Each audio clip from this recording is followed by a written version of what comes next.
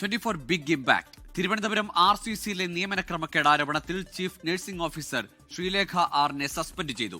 പ്രാഥമിക പരിശോധനയിൽ കഴമ്പുണ്ടെന്ന് കണ്ടെത്തിയതിനെ തുടർന്നാണ് RCCയുടെ നടപടി. അന്വേഷണത്തിന് 5 അംഗ സമിതിയെ നിയോഗിച്ചു.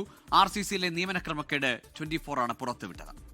സ്റ്റാഫ് നഴ്സ് നിയമന പ്രക്രിയയിൽ ആദ്യാവസാനം വരെ ഇടപെട്ട് ബന്ധു നിയമനം നടത്തിയെന്ന പരാതിയിൽ RCC ചീഫ് നഴ്സിംഗ് ഓഫീസർക്കെതിരെ പ്രാഥമിക നടപടി.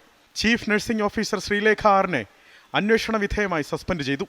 പ്രാഥമിക പരിശോധനയിൽ പരാതിയിൽ കഴമ്പുള്ളതായി കണ്ടെത്തിയതിനെ തുടർന്നാണ് RCC ഡയറക്ടറുടെ നടപടി. അന്വേഷണം നടത്തി റിപ്പോർട്ട് സമർപ്പിക്കാൻ 5 അംഗ സമിതിയെ RCC ഡയറക്ടർ നിയോഗിച്ചു. അഡ്മിനിസ്ട്രേറ്റീവ് ഓഫീസർ ഗീതാലക്ഷ്മിയുടെ നേതൃത്വത്തിലാണ് ആഭ്യന്തര അന്വേഷണം. CMO പോർട്ടലിൽ ലഭിച്ച പരാതിയുടെ അടിസ്ഥാനത്തിലാണ് നടപടിയെന്ന് RCC വിശദീകരിച്ചു. സ്റ്റാഫ് നഴ്സ് അഭിമുഖത്തിനായി പങ്കെടുത്ത ഉദ്യോഗാർത്ഥികളാണ് CMO പോർട്ടലിൽ പരാതി നൽകിയത്.